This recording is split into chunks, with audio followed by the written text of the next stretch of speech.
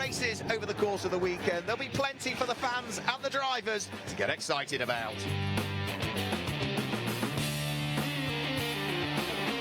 The NASCAR Grand Prix of the Czech Republic also marks the halfway point of the 2019 season. Close racing and pure racing are guaranteed. But when the checker flag falls, who will claim the win?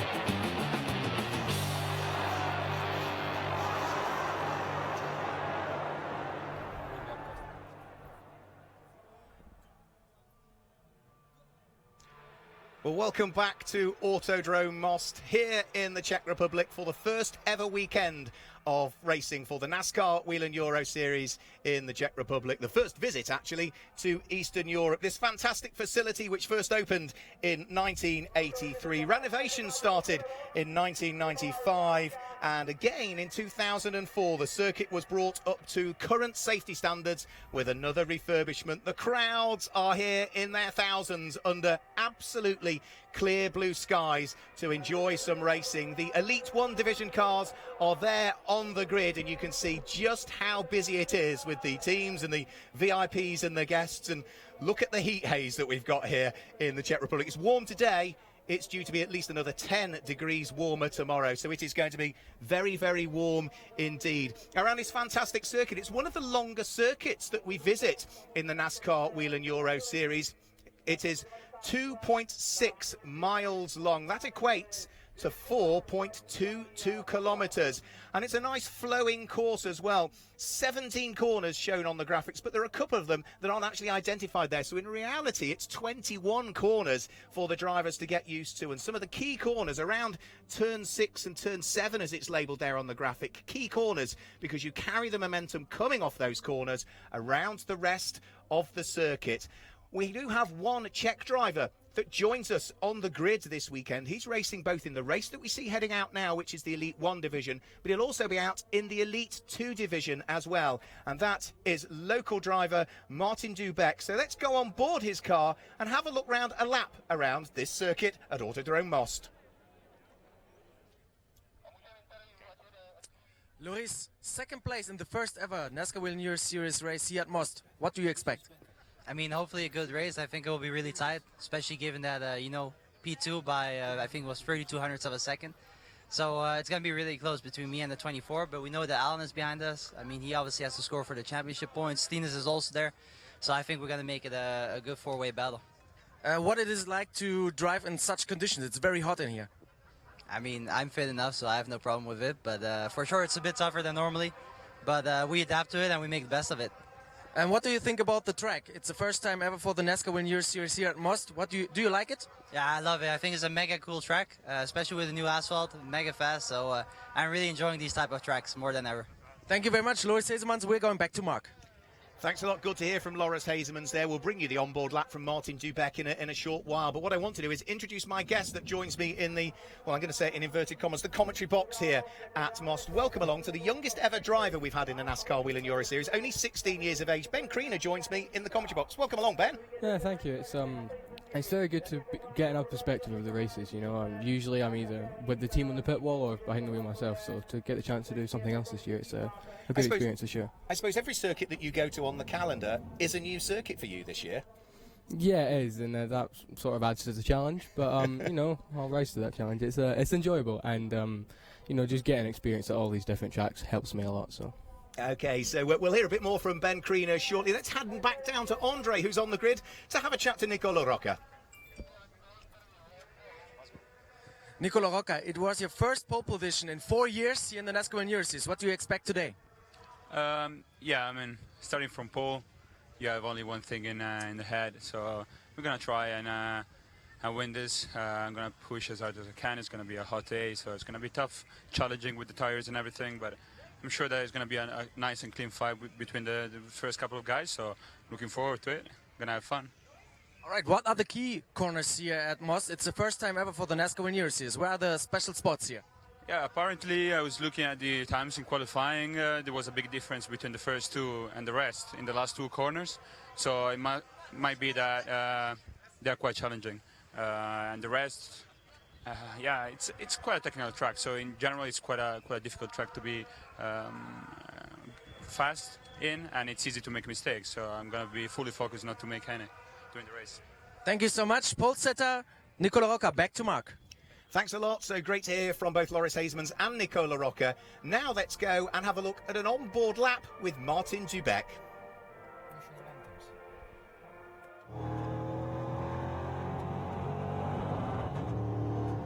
Hello NASCAR fans, I am Martin Dubek and let's watch my onboard video here in Max Motion NASCAR Show 2019 in Most. So let's start. The first corner is turn right. It's really difficult to find braking zone here. Second gear brakes, turn right, jump over the curb, use the curb. Full throttle, use the outside curb. Little bit move on inside, full gas, third gear, fourth gear, brake really hard, second gear, jump over the curb, use inside curb, full throttle, jump over the curb again, full throttle, and brake really hard. Second gear, full throttle. This corner it will be really nice for overtaking, full throttle, fourth gear, and we are going to the fastest corner. Third gear, brakes, full throttle, use the curb. Now go up to the hill. Brakes. Second gear, use the curb inside. Move to inside. Use the curb, full throttle now. Third gear, use the curb. Full throttle, fourth gear. And we are going to the last corner. It'll be a really nice zone for overtaking. Brake really hard. Second gear. Use the curb. Full throttle. Full throttle. Third gear. Hello Ariana. Full throttle. And here we are. Thank you NASCAR fans. I hope that you enjoy my onboard video. And I hope you will cross fingers for me.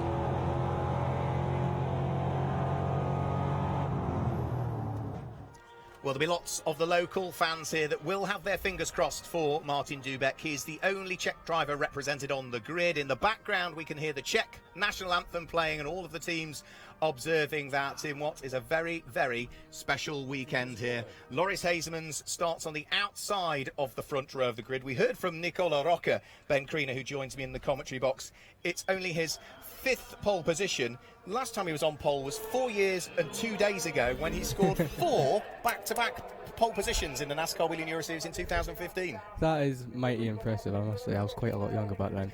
But yeah, something like that is that's a big achievement, and I'm pretty sure that he's going to be happy to sort of break that long streak of being without pole positions. But he's been on the pace all season. The 24 has always been a car to beat, so I'm not sure he's going to be completely ecstatic because you found him at that end all season long, but I'm sure he'll have a lot of confidence going into this race. So let's guide you through the grid then. You can see it on the screen. Front row of the grid, number 24 Nicola Rocca and 50 Loris Hasemans. Row 2 of the grid sees 54 Alan Day in his Chevrolet line up against the Chevy in the hands of number 11 Stinis Longines. Alan Day is the reigning champion, Stinis Longines the former Elite 2 champion. Formula 1 world champion from 1997 Jacques Villeneuve lines up at the wheel of the number 32 Go Fast Racing Chevy on row number 3 alongside Luc Elacer, who is the 2009-2010 champion for Michu Motors. The number 33 car, Ben, is the car you drive in Elite 2. It is, yeah, and we've had a bit of an on-off season. This seems to be one of our better weekends.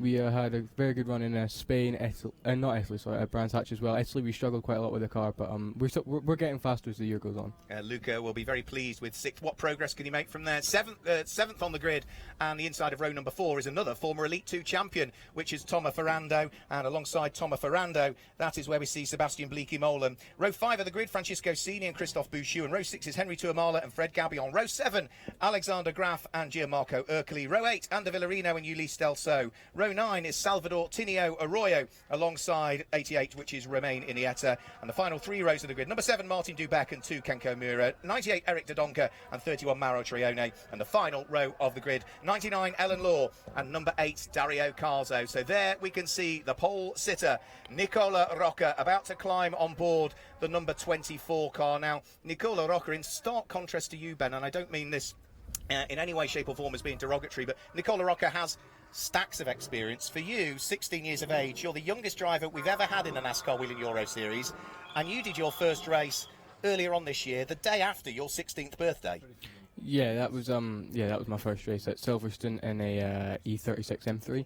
So my experience is definitely lacking in compared to those around me. But you know, I feel like from where I am to where I am now, from where we were in Spain, it's a long way from where we started. I sort of waxed lyrical about you purely because I think the way that you have conducted yourself since you came into this championship shows a maturity way beyond your years. And for people that are listening out there as well, I know there's a lot of people that enjoy e-racing, and that's the background you've come from, isn't it? Esports racing.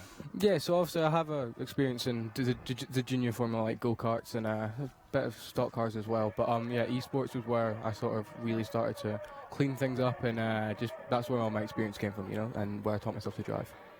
So we are about 3 minutes away from those infamous words being uttered on the grid, and then the engines will be fired into life and we'll get 17 laps of racing underway. We heard from Nicola Rocca about some of the key parts of the circuit.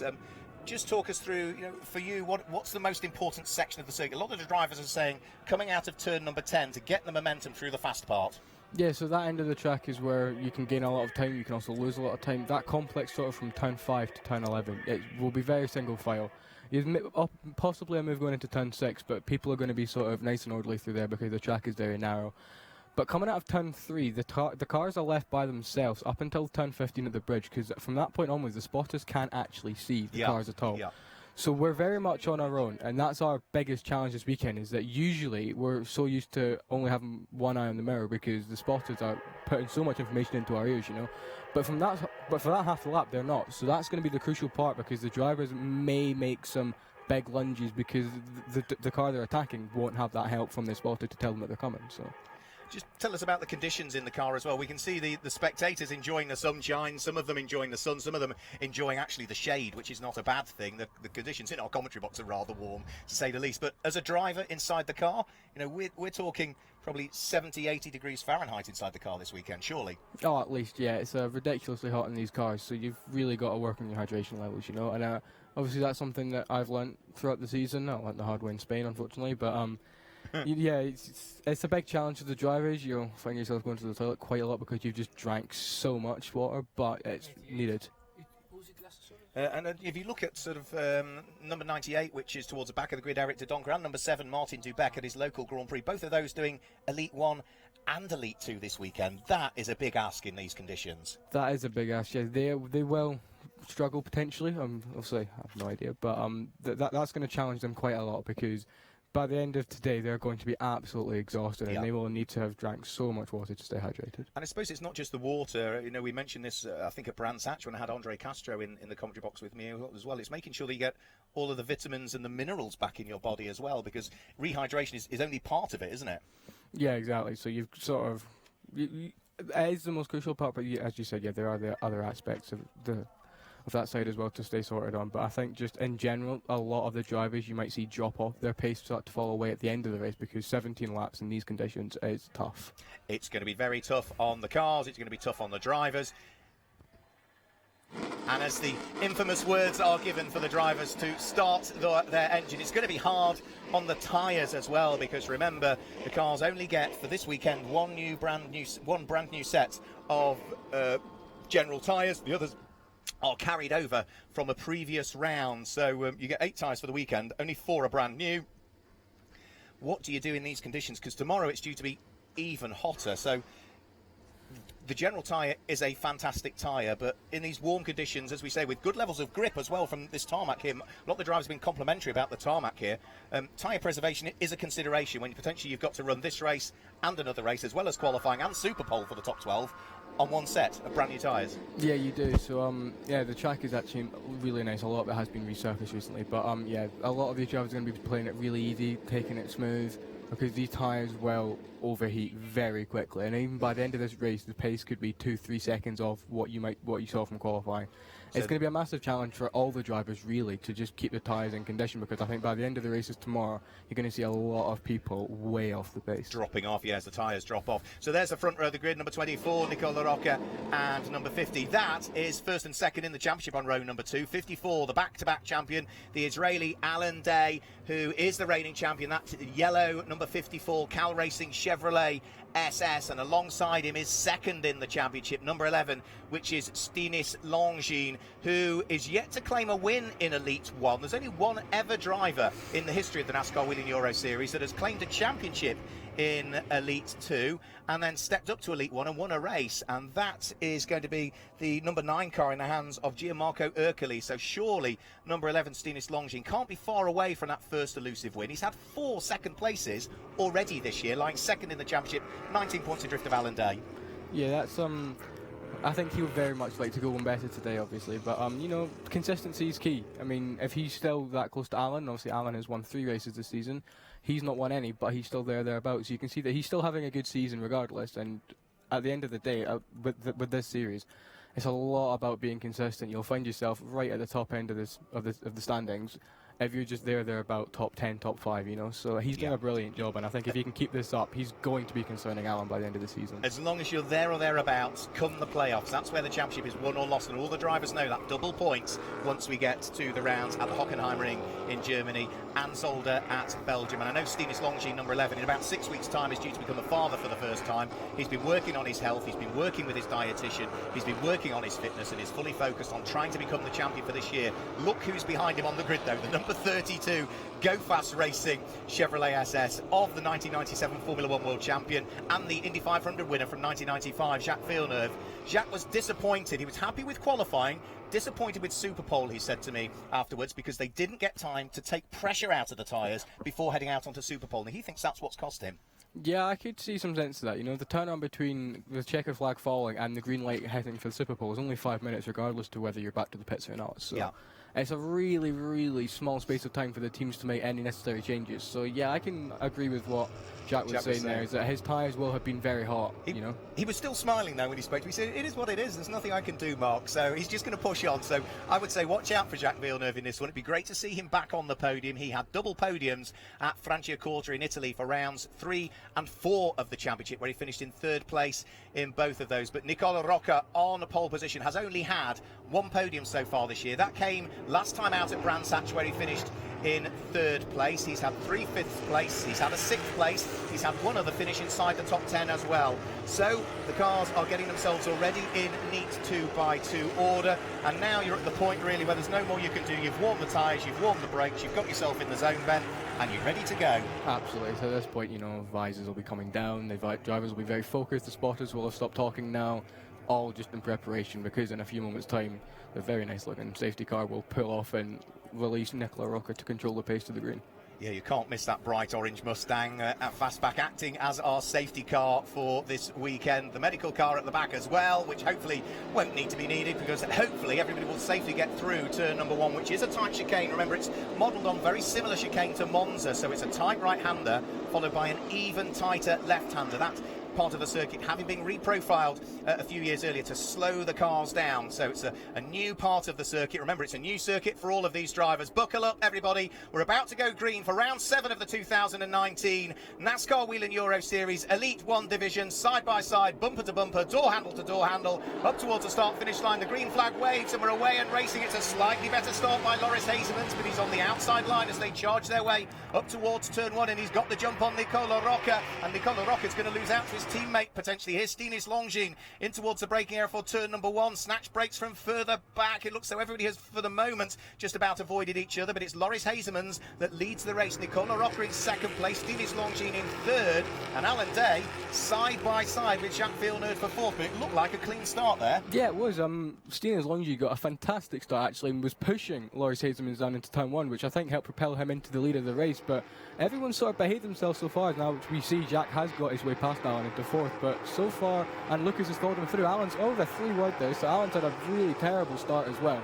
Yeah. But other than that, it's been a relatively clean start. It has, yeah. Lucas Lasser going through, Thomas Ferrando going through, number 69, Michael Bleekie-Molen going through, so the number 54 Cal Racing Chevrolet finds itself down in, 8th position at the moment, and it's the Solaris Motorsport Chevy, the black and orange number 12 of Francisco Cini, that sits behind the current champion. So not the best of starts for Alan Day, but he will try and push on. Closes on the brakes onto the tail end of Michael Bleekie-Molen, who is hugely experienced but still a rookie to this championship. The start, we gather, is under investigation. We know no more than that at this stage. The officials are having a look at the start procedure, and was there any infringement there? That's for them to look at and decide on. Alan Day all over the grass. He makes another mistake coming up towards turn number 18, that was, and again it means that he's dropped into the clutches of the number 12 car of Francisco Cini, who is under pressure by the look of things from the Scandinavian number 23, Henry Tuamala, who sits behind him. Tuamala sitting in the slipstream, allows Alan Day to break away a little bit, but over the start-finish line, Loris Hasemans leads lap 1 of the race. Well, that is probably, I would imagine, I've been watching the NASCAR Whelen Euro Series for a good few years now. That's probably one of the worst first laps that I think I've seen Alan Day have, really. It really didn't work for him. No, I think I can't recall seeing him go backwards ever off the start, but I think he was assisted. I wouldn't entirely say that was all his fault, but as you can see, the lead 3 are already building the gaps to the rest of the field, and you see Jack and Lucas really trying to follow. Behind them, though, it's just everybody else, really. The gaps are really stable. We'll have to keep an eye on Francesco. That 12 is a quick race car for sure, but obviously Alan is now going to be making some moves up the field as well. There's Sebastian Bleekie-Molen, rather. Michael's his father, that races in Elite 2 under pressure from Alan Day. The top 3, as you say, sprinting away at this stage. Hendricks Motorsport leads. It's a PK Car Sport car in 2nd and 3rd place. Go Fast Racing by way of Jacques Villeneuve sits there in 4th place. So it's Ford from Chevy. And what did you see there, Ben? Oh, I've just seen the Elite 1 driving the 70 car, one of my teammates, Salva. He's had a good start as well, making up, I think, 4 places off his starting position as well. So. Well spotted, yeah. Salvador Tinio Arroyo, who joins Mirko Schultis behind the wheel of the number 70 over the course of this weekend. Yeah, now up into the top 14, having started in 17th position. The race leader sprinting away. There was almost 1 second advantage between Loris Hasemans and Nicola Rocca. Look at this, Luca Lasser now under pressure from the charging Thomas Ferrando, who has got right behind him number 54 Alan Day, who now is starting to try make inroads into the cars ahead. Do you think maybe in these warm conditions they perhaps started with lower tyre pressures in Alan Day's car to try and bring it on as the race wears on, maybe? Yeah, I think that would have been the case for everyone, really. As you can see, that lap actually Alan got past Sebastian Bleekie-Molen as well, as he now goes for a move on Thomas Ferrando. But yeah, I think for sure everyone will be running lower tyre pressures because they know that the temperatures are going to increase in the tyres and in the track as the day goes on. There's a bit of dust in the background there, but yeah, for sure everything's going to be a lot lower than what we've seen this weekend so far. It looks like, yeah, one-place game there. That is Thomas Ferrando, who was lost out there. So the Elite 2 champion from 2017, losing out to the reigning Elite 1 champion, who is now starting to close in on the number 33 car in the hands of Luca Lasser. Luca was a champion back in 2009, 2010.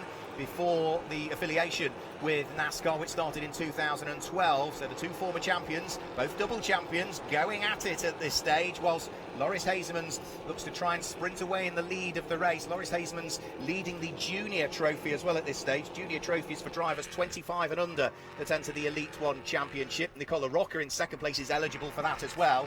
Stevie Slonging in 3rd place, and now Alan Day again looking to try and pull a move there, but through turn number 15, is that an overtaking point there, turn number 15? Not really, I would have thought, so he might save it until the braking area for turn number 20, Ben. Yeah, I think that would be a more logical move, you know, Alan just sort of taking his time. We've seen him do that before.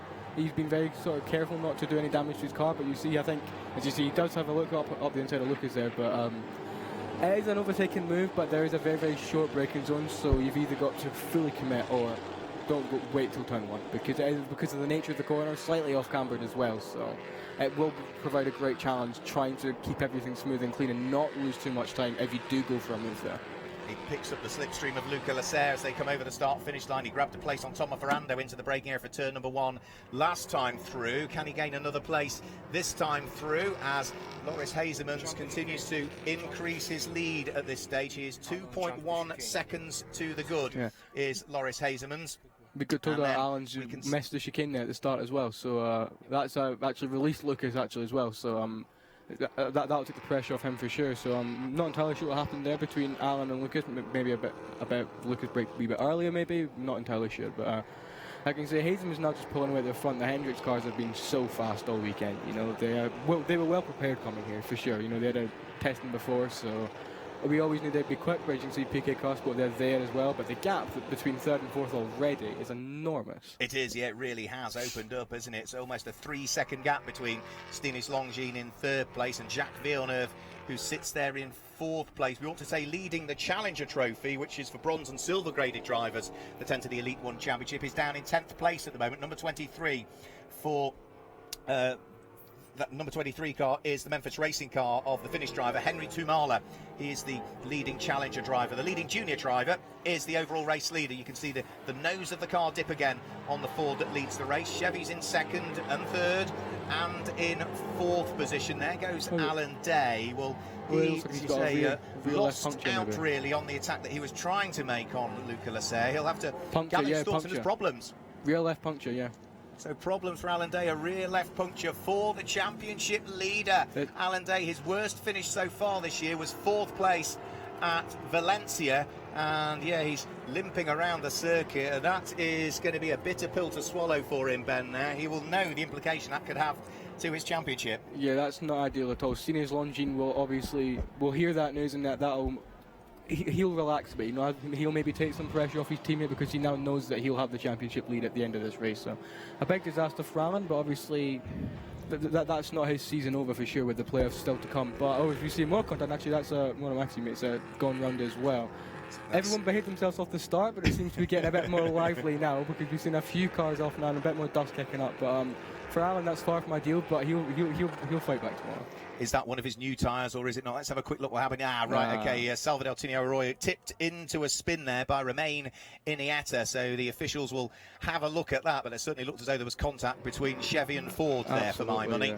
So Loris Hazeman's leads the race. What he won't want now is a safety car to come out at this stage. Tinio Arroyo will drop from 9th all the way down through the order, and Romain Iniesta must have just gained a place there over Alexander Graf before the contact, because they're showing sort of 9th and 11th, weren't they, on the graphic? Yeah, he must have. It looks like Iniesta maybe got up the inside of Alexander Graf into turn 1, and we didn't really see on that replay very much what happened, but for sure for Salva that's going to be a big disappointment, all the way up to 9th from I believe 17th on the grid he was, so it's a fantastic start for him. So obviously he's going to be disappointed, but he's got to hold his head up high. Up till then he was driving a great race.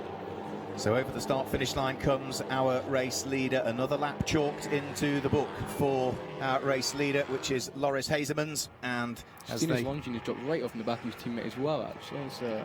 Can't see him in shot right now. I wonder if something's gone on there, or if he has indeed backed off. There's actually debris on it, turn 1 as well. Yeah, as I thought, we lock up his Stinis there, but he has indeed backed off from the back of his teammate because he now knows he can just relax to the end of the race. And Nicola Rocca running wide there as well, so maybe the warm conditions, you know, depending on what tyres the drivers have opted for, warmer conditions tomorrow, you maybe use the newer tyre.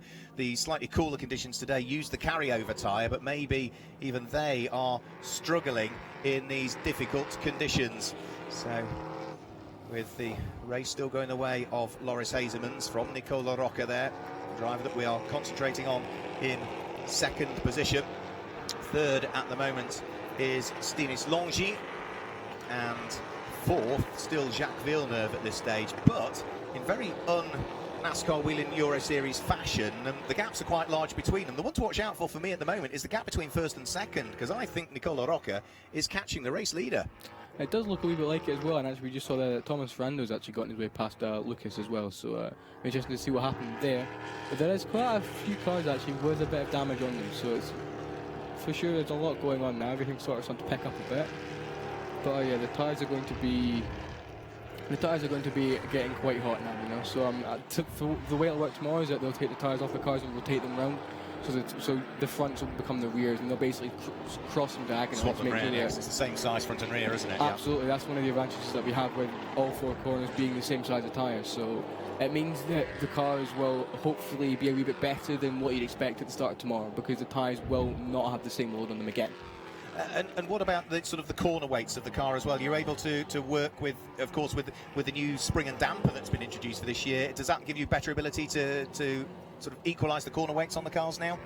You can do, yeah. Trying to sort of balance out isn't easy, as we see Sini's Longines run right there. Actually, everybody is now just to avoid the debris, but Jack Villeneuve's actually gone missing. Thomas Ferrando now up into 4th by the looks of things. Lucas still holding 5th, so where Jack Villeneuve has disappeared to, we are yet to see, but as you can see, Sini's Longines is there in 3rd, so obviously there's a lot going on that we didn't see, and maybe that contact with Alan Day had something to do with Jack Villeneuve as well. So yeah, quite possibly so. Unfortunately, we've lost our timing screen, so we have no timing screen available in the commentary box at the moment. We've got the pictures and nothing else other than that at the moment. We'll try and see whether we can resolve that issue.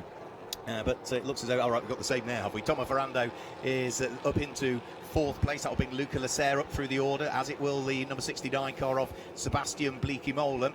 In fact, where is Jacques Villeneuve? He is not showing at all, is he? He has really tumbled down through the order. Luca Lasser under pressure from number 69, Sebastian Bleekie-Molen. Now, Sebastian Bleekie-Molen, another driver with huge amounts of experience, a multiple Clio Cup champion both in Belgium and in Europe, in the European Championship. And he is looking to try and put the double champion, the Frenchman, under pressure as they turn their way round through turn number 18 up towards turn number 19. The officials have looked into the start. Remember, that was under investigation, we told you. It has been deemed as being legal. No issues with the start, no further action is the information. 3-car train fighting away just behind these two here, so Luca Lasser and Sebastian Bleekie-Molen fighting away, but then 3 cars behind that, Francisco Sini, Henry Tuamala and Alexander Graf, who are being reeled in by the look of things by Gianmarco Ercoli, who wants to join in the fun as well. Good squabbles. Yeah, absolutely. So as you can see, obviously Thomas Ferrando obviously managed to get past Lucas then in the midst of all the chaos with Alan Day. But so you see Lucas is managing the gap now to Bleekie-Molen behind him, and as you can see, everyone is beginning to sort of close up to each other. But right now everyone's sort of staying well put, and actually it looks like Lucas has actually expanded the gap a wee bit through the first corner. But as you can see there, you've got the racing engineering cars behind trying to latch onto the back of this train as well. Yeah, so that's 5th, 6th, 7th, 8th and 9th positions. We've got the timing back now. It was broken everywhere, I gather, so they have worked on it. They have fixed it, and now I gather, yeah, we saw he'd gone missing. Jacques Villeneuve, we didn't see it on the camera, has headed towards the pits. So he's not the only car that's gone into the pit lane, because the Japanese driver Kenko Miura for Alex Cafe Motorsport is also in the pit lane somewhere as well. And Alan Day, who we saw limp into the pits with that flat tyre, is back out there, Ben, but the damage is largely done, isn't it? He's still out there and circulating, which is good for him, because points go all the way down to 40th position. Yeah, exactly. So Alan will still recover some points from this race, as actually we see Nicola Roccas at the fastest lap of the race last lap. He is closing in on the race leader, Loris Hazelmans. But yeah, so Alan will just be trying to recover what he can from trying to salvage some points. You know, it's not ideal, but points are points. Points absolutely are points. Look at this squabble that is going on behind. It looks as though Luca Lasser has got away a little bit from Sebastian Bleekie-Molen now, but Francisco Sini, Henry Tuamala, Alexander Graf and Gianmarco Ercoli are all together. Then we get the number 48 car in the hands of 3 times champion Ander Villarino, returning to the championship this year. Ander Villarino, the most successful driver in terms of championships with 3 and in terms of wins as well. He is on 22 career wins in the NASCAR Whelen Euro Series. Over the start-finish line they'll go. That's another lap chalked into the book. So 8 laps to go, onto the brakes, up towards turn number 1. 4 cars fighting over what will be, what's that going to be, 6th, 7th, 8th, 9th and 10th position. Another train behind them. Francisco Sini going well. He'll be desperate to try and get a good result here if he can. He has only had a couple of top 10s so far this year. We've not seen the Solaris Motorsport car on the podium, have we, in the hands of the Italian? But he's working hard. Yeah, absolutely. You know, so they are a new team. Obviously, they came in sort of last season, and they are making brilliant progress. You can't take that away from them. You know, so they are working forward to hopefully try and get Francesco into a position where he can challenge the podiums. But right now, this entire train are closing in on one another, but they're all sort of staying very formally and one behind the other. Yeah, I think the best result he's had is a 7th place at Franciacorta, and what will that be, a 9th position as well by the look of things for him. So he is pushing as hard as he possibly can as they turn their way up towards the braking area for turn number 15. Bits of debris flying off the back of Alan Day's car, and that is as a result of the damaged bodywork from the puncture, and he's heading back into the pit lane actually. So Alan Day, having shed the rear bodywork, is now heading back down pit road. Yeah, exactly. So Alan obviously more damage to that car than initially thought. He nearly did spin there, so that's why he's probably played it safe to go back into the pits again. But the gap between the leaders is now sort of beginning to stabilise again.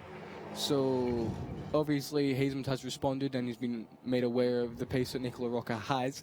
Other than that, behind them again, everyone managing the gap, and that's between this lap and last, the gaps at all haven't changed in the slightest. So everyone is sort of very similar to each other right now. You know, 143s all the way down the field, all the way as far as Romanietta. Yeah, they're all lapping very consistently, aren't they? 1.8 seconds is the gap first to second place. So it did actually come down by a quarter of a second on that lap. Maybe Nicola Rocca pushing hard.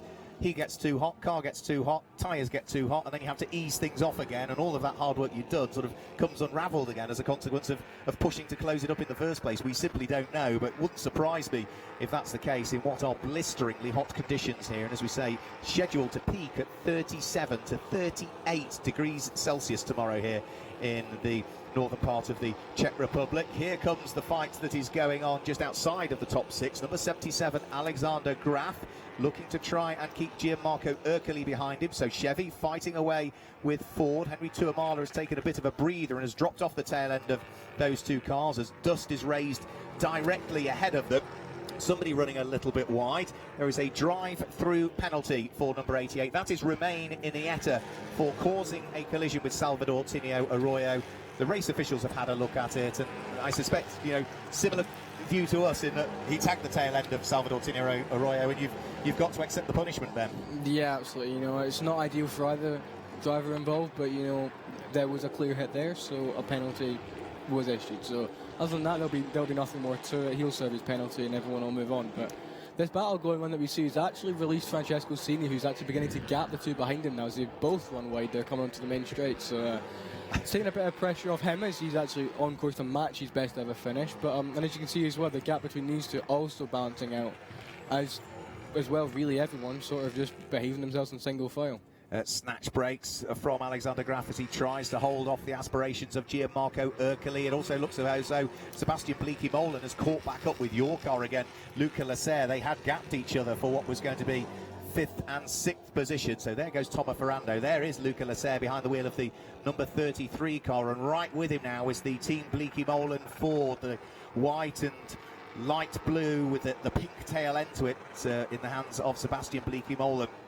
Nice and neat and tidy through turn number 10, up towards then the fast sweeps at turn 11 and 12, and then turn 13, which I think a lot of the drivers like, just coming up now the right-hander, the fastest corner on the circuit. That must put a smile on your face, turn 13. It is, yeah. Not when it goes wrong, but when it goes right, you see both cars are running a wee bit wide. It's a very enjoyable corner. You can put full throttle as soon as you clip that apex, you know, so there's so much grip there. And yeah, the cars rotate really nicely through there, so it's a fun corner to drive indeed. The lead gap is back down to 1.5 seconds, and Nicola Rocca is pushing on this lap again. He took 0.2 of a second out of Loris Hasemans for the lead of the race in the first sector. He took 3/4 of a second out of him in the second sector, and he's just set the fastest second sector time in the race so far. So whilst we're concentrating on the squabble for 5th and 6th position, the race lead is very much coming down. They've got over the start-finish line, and there's now just 1.4 seconds between them, because I think Loris Hasemans saw Nicola Rocca coming and pushed ever harder in the third sector and gained 0.3 of a second back over the closing car behind him. So the gap's shuffling around, but it's Loris Hasemans from Nicola Rocca, from Stinis Longines, ahead of Tomo Ferrando, and then this battle, Luca Lasser making a very small mistake there, and that allows Sebastian Bleekie-Molen to get alongside, but coming out of the corner, he isn't going to have the advantage, is he? But chink in the armour there, wasn't there, for Luca? Yeah, I mean, that just shows that even the tiniest mistakes could have massive consequences. You know, Lucas was able to sort of recover that nicely with the nature of that chicane, but any other corner, really, and that would have been Sebastian to the taking, you know? So little mistakes like that are very easy to come about. You know, the brakes on these cars are very sensitive indeed. So what will happen there to Lucas was just that his front right tyre just unloaded a slight bit going into the corner, so nothing too serious, but as you can see, even something that small could have a big effect on his race. As a question, I don't know the answer, but you'll be able to tell me, I'm sure. As the race wears on and the tyres then act differently to they did at the beginning of the race, do you find yourself as a driver adjusting the brake bias to try and, you know, if you're struggling in one corner, to try and shift the braking ability of the car to a different part? You can, but you don't really want to be changing about the setup of your car too much, you know, especially in this heat. All your focus will have to go into driving the car. Yeah. So I don't think there'll be many changes going on in this race. It did happen a lot in Brands Hatch, especially due to the nature of some of those corners. Here I don't think will be the case, as all the braking zones here are nice and straight and stable. As we can see now since, and Lucas has gapped Sebastian again, so obviously putting the foot down a bit after making that mistake. But yeah, so a couple of cars will make changes, but not as much as I think you would see in other places. Okay, the laps are ticking off. 5 laps now to go. Over the start-finish line comes the battle for 5th and 6th position. Luca Lasser now starting to break away again a shade more from Sebastian Bleekie-Molen. Francesco Cini in the orange and black car behind, not making inroads to this pair that lie ahead. Onto the brakes. This was where Luca Lasser made the mistake last time through. He breaks that little bit earlier this time to avoid making the mistake, but by braking earlier, it allows Sebastian Bleekie-Molen to close up still onto the coattails of the Frenchman. So it's the Frenchman ahead of the Dutchman, with the Italian Francesco Cini not that far behind. You can see already disappearing out of camera shot goes Tomo Ferrando in 4th position, as we still concentrate on 5th and 6th. The gap first to second, by the way, is now 1.5 seconds and seems to have stabilised at that. This man here, Loris Hazemans, leads the race. We've only ever seen one career win for Loris Hazemans in the NASCAR Whelen Euro Series Elite 1 division. That came back in September of 2018, and at the moment he seems to have everything under control. He could be heading towards win number 2 of his career. Oh, the commentator cars don't say that, but yeah, so far he has the race under control, but for sure he's not going to let off, because Nicola Rocca will pounce at the first chance he gets. He got that pole position, he will want to try and convert that, but for either of these two it will be a first win this season, regardless of how this pays out. So yeah, for sure, the pressure is going to begin to mount now on Loris, as he desperately will try to manage that gap to Nicola, but right now he's doing everything he has to do. So you could see the cars sliding around as they came through turn number 20 and turn number 21. Big locked brakes, and that's the problem. That is a big puncture. No, that's an engine failure. Is the engine gone, is it? That's an engine, yeah. That has gone in a significant way, right on the racing line as well at turn number 1. And what a shame for Loris Hazemans. Nicola Rocca avoid skittering through. Yeah, on fire in the back, look. It is, yeah, a little bit of overrun on the exhaust, isn't it, more than anything. I think Stinis Longin hit the oil there and had to go straight on at the chicane. So that's right on the racing line. That's going to cause problems for everybody. Could bring about a safety car. And we saw Thomas Rando also there as well. Yeah. He also missed the corner, so that's going to bring Lucas and Sebastian and that train behind them all right into it as well. As now the fire does start on the back of the 50 car. So that is a dream scenario for Nicola Rocca. He's not going to want to win a race like that. But again, a win is a win. He will take it, but he's not going to be as satisfied with the fact that it will be handed to him if this race stays green. But considering the number of cars we just saw there at turn 1, I doubt it will. That is such a shame for Loris Hazemans, who is about to clamber out of the number 50 Ford Mustang. There was so much smoke so quickly coming from the tail end of the car. I thought it was a tyre that had deflated significantly or something like that. But yeah, you're absolutely right, Ben. That is a significant engine failure. Makes you wonder whether there was just one of those things, or whether he missed a downshift or something like that. We don't know. Instead of going from 4th to 3rd, he went from 4th to 1st. That has happened before. It could be a small mistake. Obviously, we have no idea. But obviously, that's a crushing defeat for Loris Hazemans. And obviously, the safety car is deployed as well. There you go. You can see the boards there. So that's going to bring everything right back again. And it could put us in a scenario for a green-white checker, depending on how long the clear-up takes, which would be a very entertaining way to end this race. But that's going to have a big influence as well on his teammate Giorgio Maggi, who I believe is on pole position in Elite 2. Yeah, he is on pole position for the Elite 2 race. So if that's a total engine failure, which it looks like, they've got their work cut out, haven't they, to change the engine, ready for the race for Elite 2 later on. Exactly. You know, I mean, the 12 car, the Solaris Motorsport car, had the same problem in Brands Hatch in qualifying. Yeah. And we didn't see that car again until Sunday, you know. So that's right, yeah. Navetala, wasn't it, had the engine blow? It was, yeah. And Navetala, he just had an engine failure, which was out of his control. You know, that wasn't driver error at all. And, you know, that took him and Francesco out of both Saturday races. Obviously, both drivers, obviously, with the fresh tyres that they then had, recovered very, very well on Sunday. But obviously, that's not ideal for anyone involved. And that's why in this race, there was a gap on the grid where we should have had number 1, Christophe Bouchou for Alex Caffey Racing. But in the hands of Thomas Krasinas, that car expired and had its engine blow in qualifying. So that's why we're 1 car down. So safety car out there, 3 laps to go. As you mentioned, we do have a green-white checkered available. Let's just have a quick look, onto the brakes. And all of a sudden the engine blows in the most significant way. You can see the tail end of the car as it's almost ready to spin on its own oil, isn't it? The back of the diff actually was lifting the car up, so that the way the car moved does look like he missed 3rd gear. But obviously it's too hard to tell, but that does look like he maybe missed a gear, but at the same time, that could have just been the slightest of thing, you know. Such a shame. You've got to feel for Loris Hazelmans there, who was on course for win number 2, and I'm going to be faced with doing another one of those difficult post-race interviews with him that will appear on social media, so on Facebook and on Twitter as well. We will have a chat with that man there, who will be hugely disappointed. I always seem to get these difficult interviews this year to ask what went wrong, and we will catch up, I'm sure, with Loris Hazelmans, because that's the story of the race, and we need to understand it. You can feel just how dejected he must be, can't you? Yeah, just look at the body language. He looked crushed there. You know, that's going to be really upsetting for him.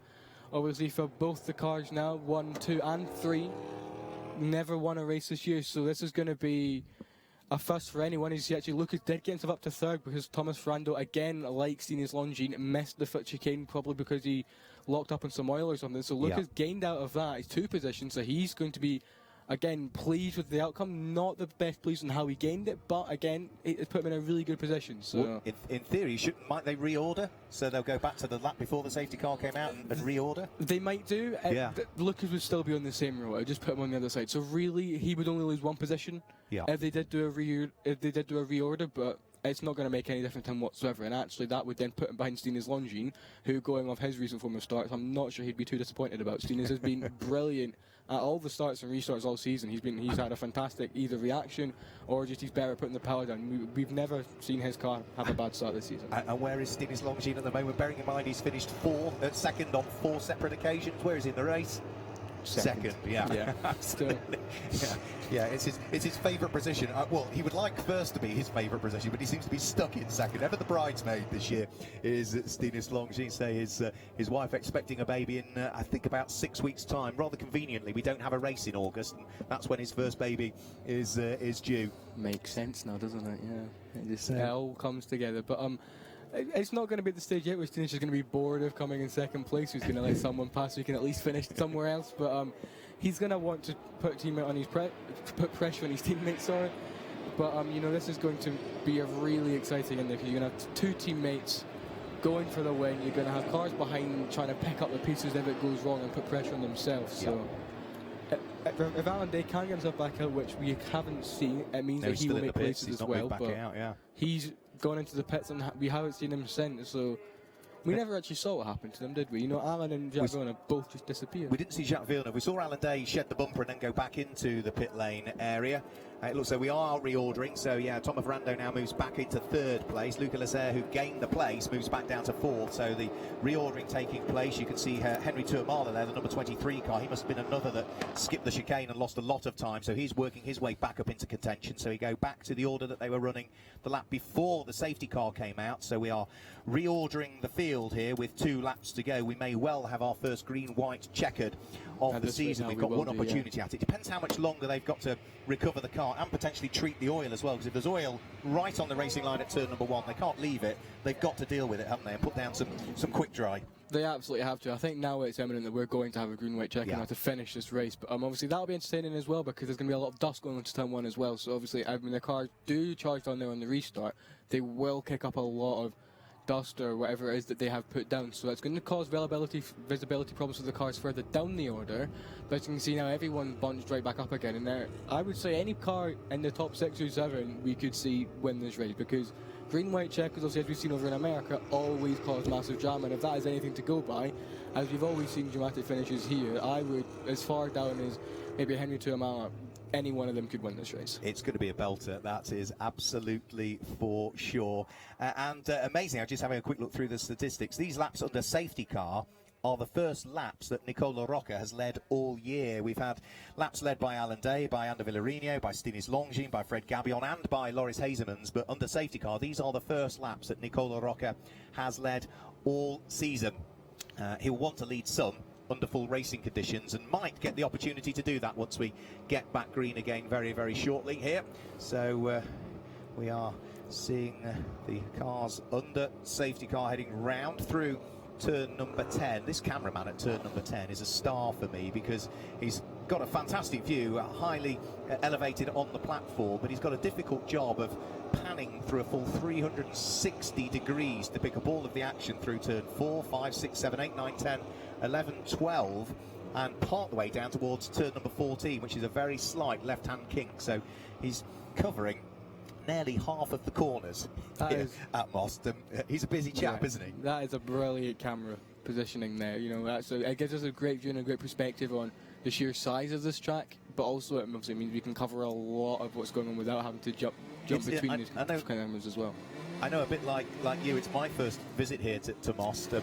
I'm impressed with the circuit. I really like the circuit. The facilities are beautiful. The backdrop that you have to the circuit is very, very picturesque as well. It's a very pretty country, the Czech Republic. But also, I'm hugely impressed with the amount of fans that have turned out for this weekend. It's just the first day of racing.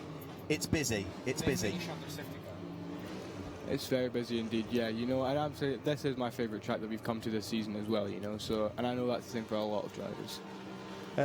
We have gathered that we may. It is the option to go green, white, checkered. That option is up to the officials and the race director up in race control, and we gather they are not going to utilise green, white, checkered. We are going to finish under safety car here, is what we gather. Which, as you suggested, you know, it's not the way Nicola Rocca would like to win the race, but potentially a win is a win. We haven't seen the checkered flag fly yet. You know, let's not prejudge what may still happen or may not happen, but.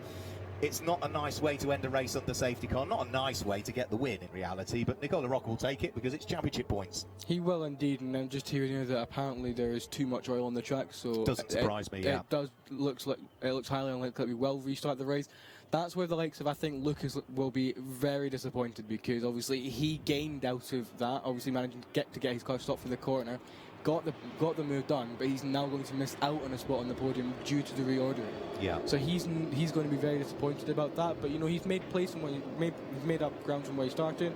But to have his podium taken away from him for the simple reordering, he's not going to be best pleased by that at all. But you know, again, for Thomas Ferrando, brilliant drive from him. So you can't take that. You can't take that away from Thomas. Thomas will be absolutely chuffed with that. It's been a difficult season really for Thomas Ferrando, who finds himself 18th in the championship standings, and his best finish of the year is just sneaking inside to the top 10. And other than that, any other result has been tough to come by for the former Elite 2 champion. So with one lap to go, they head around the final tour of the circuit. As we say, we'll wait till the checkered flag comes out. But the information that's found its way to us is that we will finish under safety car here, because on this racing line, you can see even under safety car, they're staying off the line, aren't they? Staying off the oil.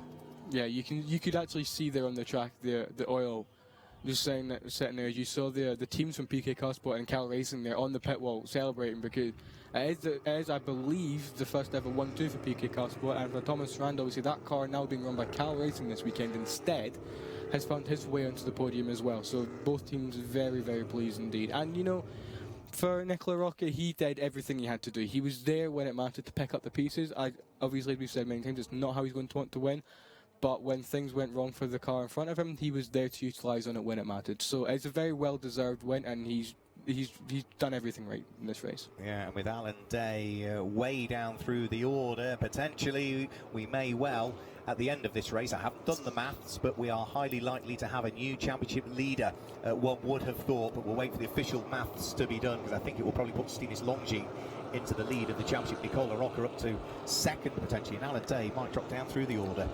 Alan Day started, so he will be given points, but I believe actually, and with the way that they currently are, Alan may hold on by 1 point. It looks as actually, it goes down by 1 point every time. So yeah, by counting on the live timing here, Alan Day will have the lead of the championship by 1 single point. We can tell you've just done your maths GCSE or whatever the equivalent is in Scotland in the recent weeks, because your maths was a lot quicker than me there, Ben. Yeah, I just counted on the standings from Stinis Longin to Alan Day, but yeah, so Alan Day will actually retain the championship lead. By the skin of his teeth. By the skin of his teeth, yeah. So Stinis Longin will now be up to 242 points, and this is actually the fourth win for Nicola Rocca.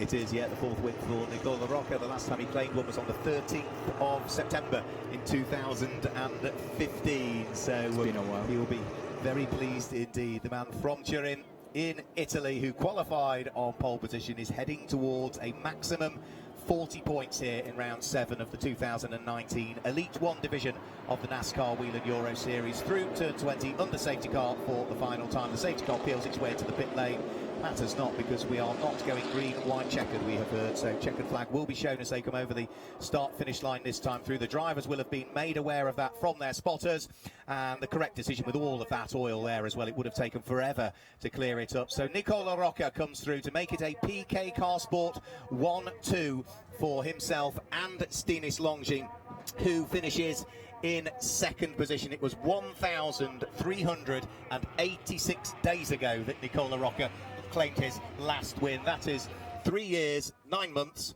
and 17 days since his last win. He will be probably not happy with the way it's come about, but without question he's going to have a smile on his face, because that really moves him to the sharp end of the championship. It's only 32 points adrift of Alan Day coming into this. The gap's closed, isn't it? Absolutely, you know, so he's going to be ecstatic with that result, very well earned, and I think a lot of the drivers actually will be pleased with the outcome of this race. So it was an entertaining one for sure, but not the way we would have liked to see it finish.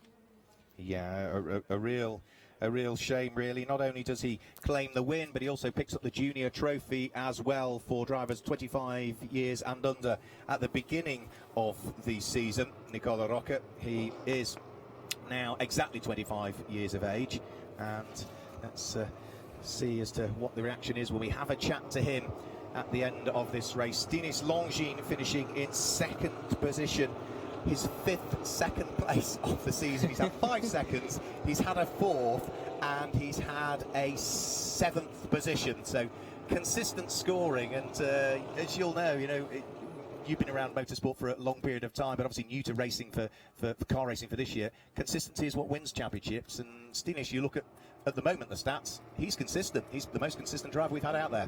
Absolutely, so right now, obviously, he is only now, I believe, 1 point off the championship lead and hasn't taken a win yet this season. So consistency is key to a good result come the end of the season, So that is exactly the job that Stinis needed to do. Moving up 1 place, obviously, could have been more, but I guess due to the outcome of that race, we'll never know.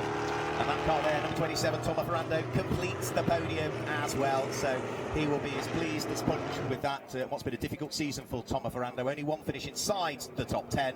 He's now on the podium for the first time. And for the former Elite 2 champion, who lies 18th in the championship standings coming into this one, it's a big haul of points for him. We ought to say that winning the Challenger Trophy for the bronze and the silver graded drivers that enter Elite 1 is Henry Tuomala, the Finnish driver at the wheel of the number 23 Memphis Racing Chevy. So he finished down in 8th position, as you can see there on your screen. So Nicola Rocca takes the win. Stinis Longin was second, Tomo Ferrando third, ahead of Luca Lasser in 4th place, and Sebastian Bleekemolen in 5th place. Francisco Cine, Gianmarco Ercoli, Henry Tuomala, Alexander Graf and Ander Villarino complete the top 10, ahead of Ulysse Delceau, Martin Dubec, Eric Dodonka, Ellen Law, Mauro Trioni, Salvador Tinio Arroyo, Fred Gabion and Romain Enietta were the last of the finishers. Problems for Loris Hazemans, problems for Alan Day. Dario Carzo did take the checkered flag, but was a long way adrift after problems, and it was Jacques Villeneuve and Kenko Miura who also had issues. So as you can see, the relative gaps between them all tight in the end, purely because that's timed as they came over the start-finish line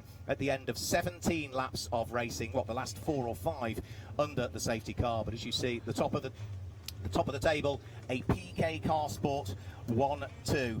And at the bottom of that screen, number 1, Christophe Bouchou. That car didn't take the start as a result of the engine having blown during qualifying. And also number 66, Lassie Sorensen, who was scheduled to race both Elite 1 and Elite 2, but has opted just to compete in Elite 2 this weekend because he wants to concentrate and focus on the championship. So there is the race winner, the 4 times now race winner in the NASCAR Whelen Euro Series. Nicola Rocca heads towards victory lane here at Most, or Autodrom Most, in the Czech Republic, and for the first ever Czech Grand Prix. Apologies for the pictures there, ladies and gentlemen, which are just breaking up at that part of the podium. He will be very pleased indeed with that. Little bit of clearing up to be done before we can get one of the support races out next. We will also gauge some reaction, I'm sure, from Nicola Rocca down there in victory lane. But after a hard race, Ben Creaner, they'll be pleased to get out of the cars. The adrenaline will still be pumping. It's in another 5 or 10 minutes time where then you start to feel the effects of the hard racing you've just done. Yeah, absolutely. I mean, I'm thinking I haven't even been driving anything, so these guys are going to be absolutely exhausted now. So it was in relative terms, it was a good clean race, as we see We see now Nicola Rocca get out the car, and yeah, very pleased with that, absolutely. And he should be, you know, it's a very strong drive from him.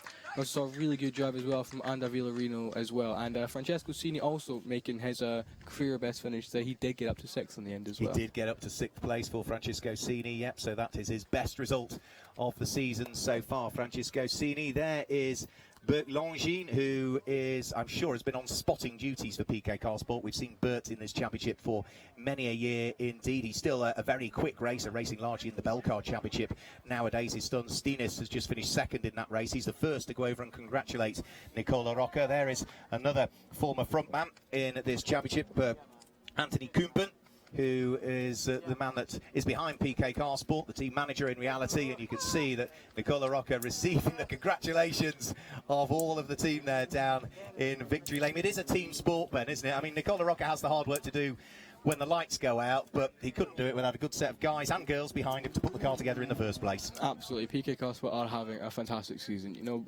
both cars have run flawlessly in both divisions as well. They're doing everything that they have to right now as well.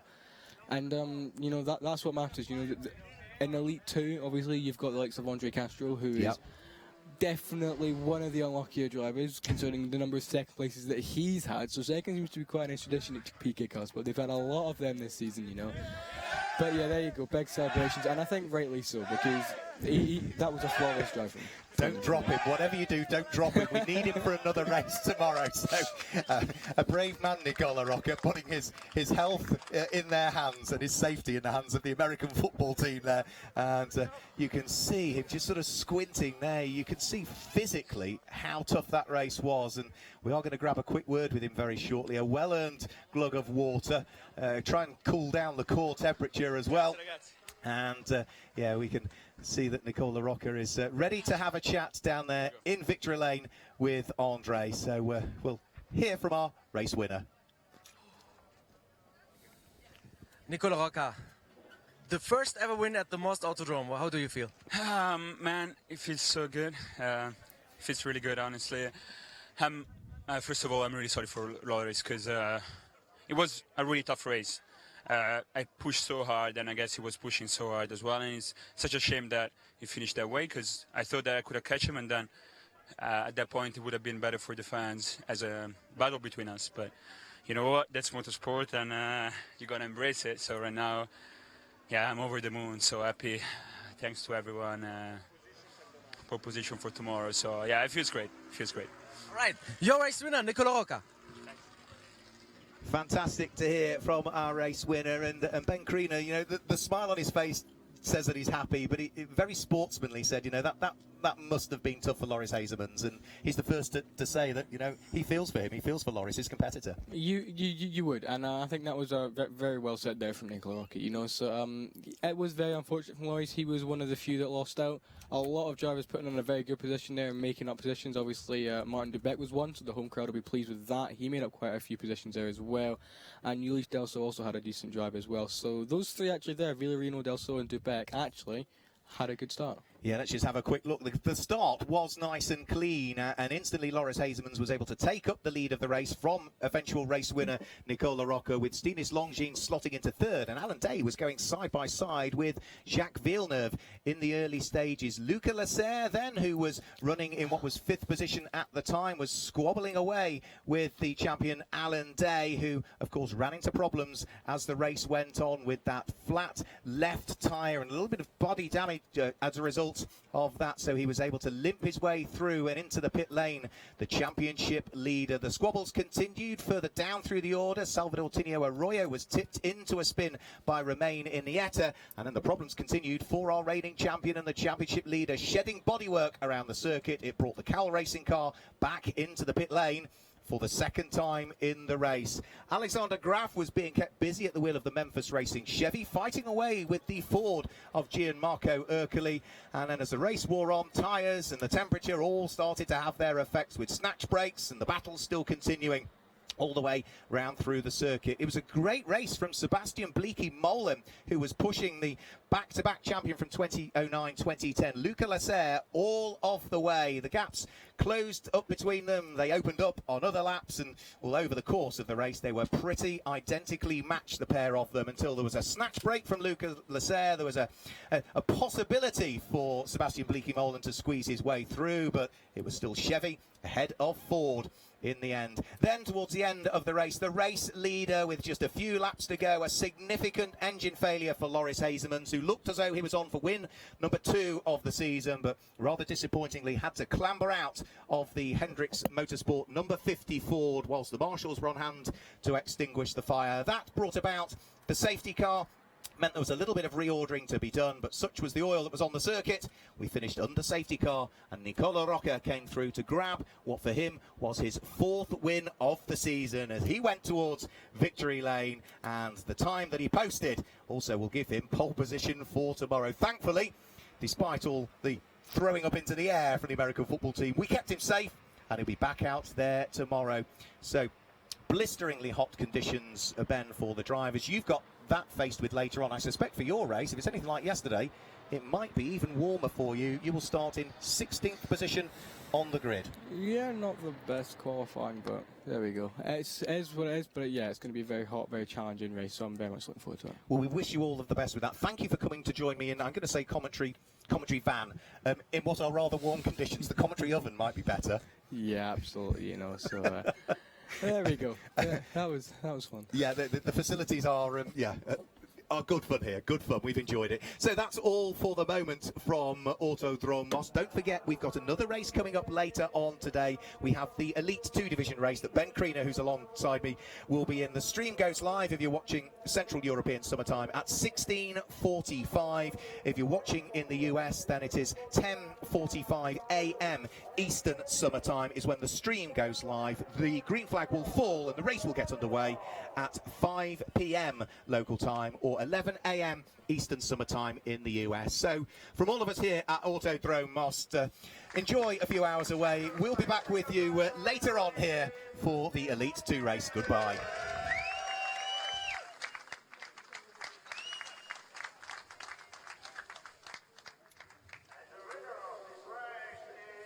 Good morning and welcome to Autodromo di Franciacorta. Attached to round 6 of the 2000. Welcome to Circuit Solder for the final round. The lights go out, the green flag flies.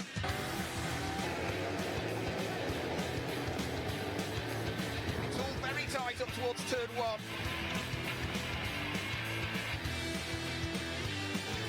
Oh, it's close and there's contact. They're side by side.